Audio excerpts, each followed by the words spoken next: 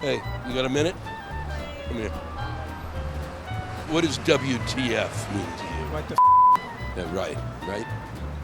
Where did you first hear that? from you? 30 seconds. 10 seconds. Do you have a second? No, of course not. I know. You're not even a guess? לא יודע, לא מבין. רק עברית. No, I'm not going to screw with you. Come on. Oh, please. How about you? This is a city that never sleeps. I want to know what WTF means to you. I'm not going to tell your parents. Okay. You got a second? You look at those shoes you're wearing. How shy can you be? I don't use that word. Sorry. Never? Yeah, no. Mm-mm. Never. Well, I can't answer that. Oh, you want me to say the word on Yeah. camera? I think we're close. What does WTF mean to you? What the What the What the What the Wrong. This is what WTF means. It means Williamstown Theater Festival. What the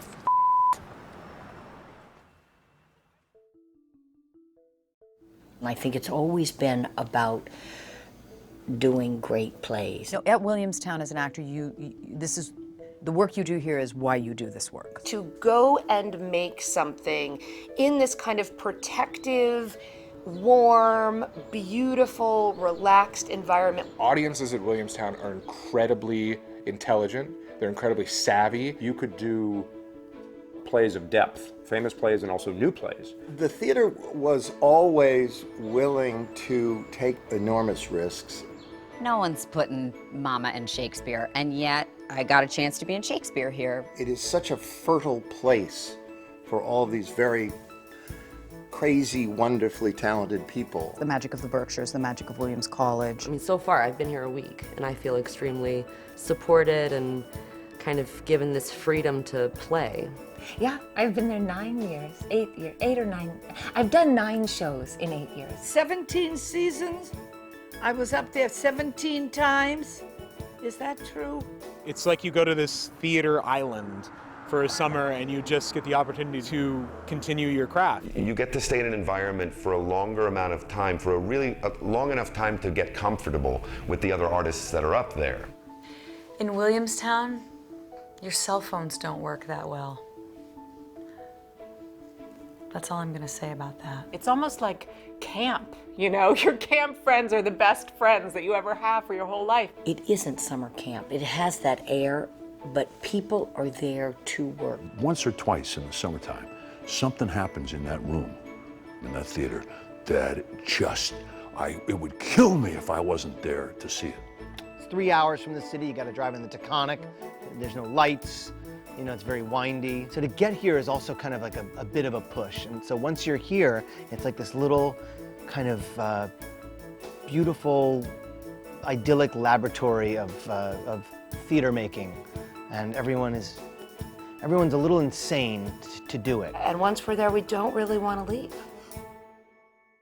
We're trying to stretch the actors, the designers, the directors. It's really a training place for brilliant professionals. There's an old Greek proverb says, if the monastery is good, there are plenty of monks. And that's what it's all about. The fact that Nikos in 1955 decided to found this theater in this magical place, and the fact that it's still going on. Nikos was very ambitious, and he expected that from everybody else. He set the standard. He brought out the worst in me, too. You know, I was always such a good girl. And I used to just go to the mat with him, say, no, that's terrible, I can't do that. You were working on some of the greatest plays ever written. You were working with some of the greatest new playwrights coming along. And you were working with wealth of acting talent. You have standing before you an actor who's been in not one, but 2 Gorky plays. There aren't a lot of guys who can say that. We had Arthur Miller every single day at our rehearsal. And it was amazing. The thing about the community of artists and the thing about the community of people surrounding the places, it really does feel like family. In New York, everyone has their life that they go home to, but at Williamstown, the theater and the project is your life, and that's what creates that magic. We rented a house right by the campus, and there were raspberry bushes in the back, and my 3-year-old son would go out every morning and pick raspberries while I was practicing my lines in the sunshine. And then I would ride my bike to rehearsal. Theater doesn't pay, so you're not doing it for the money. You know, you're doing it because you love the parts and you want to play these great parts. There's two sort of old adages that when you go into show business, if you want to work on the business side of the business, you work at the William Morris mailroom. When you want to work in the theater on stage or in design, you start out as an apprentice at the Williamstown Theater Festival. Whiz! Whiz! Whiz! Whiz! Bong! Whiz! Whiz! Whiz! Whiz! Win! Young artists in training come to Williamstown to further their education and to get some professional experience and a credit on their resume. But the other thing that happens that makes that as successful of a relationship To be or not to be, that is the question. is that the professionals come to Williamstown to work with the young up-and-coming theater makers.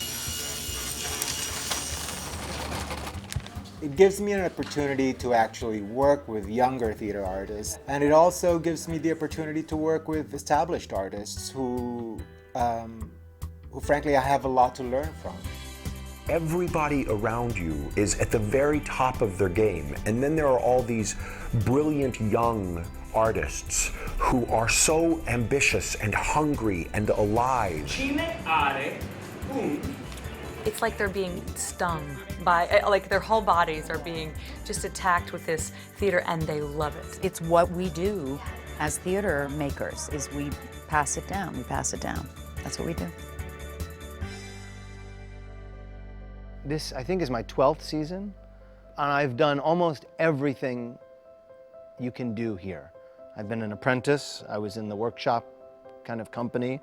So we got small parts occasionally on the big productions, but then we got to do some great productions of our own. 20 years old, just out of school. It's like a beehive of creativity. It's hard to believe how little money one makes at Williamstown, even now. But when I was a non-equity person, my first summer, I don't remember what the salary was, but I know that I lived, without exaggeration, on saltines and peanut butter and Lipton cup of soup. Experiencing theater like an explosion of theater.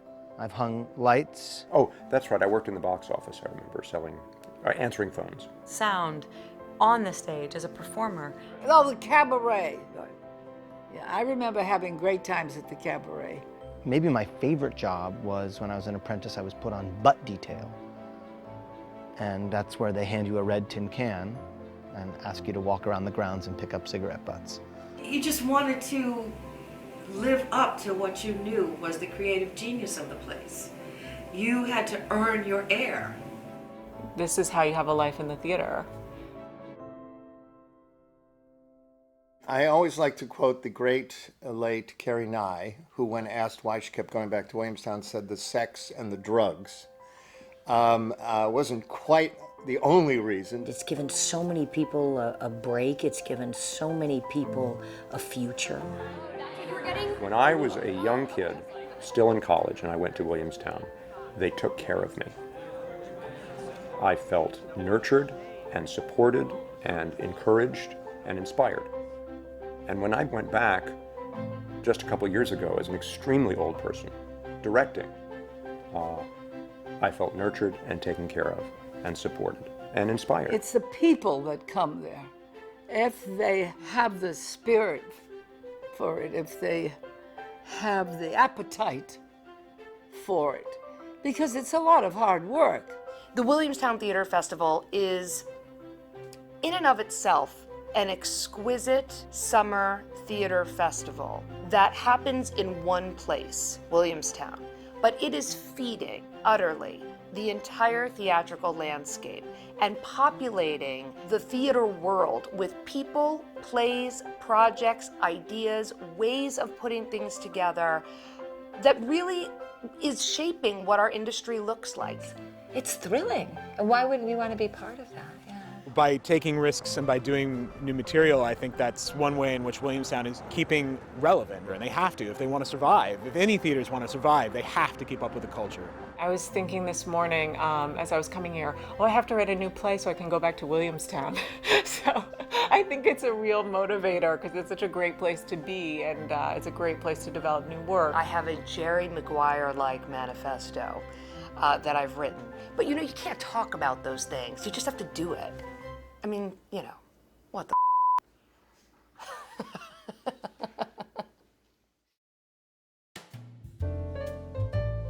You, I'll try to. Ladies and gentlemen, this is your half-hour call. Half hour for Just Call Me Nikos. Lewis Black, did you know that WTF, Lewis, also stands for what the Or what the What the Or what the What the right? You do know it stands for what the Put that in the tape. They won't.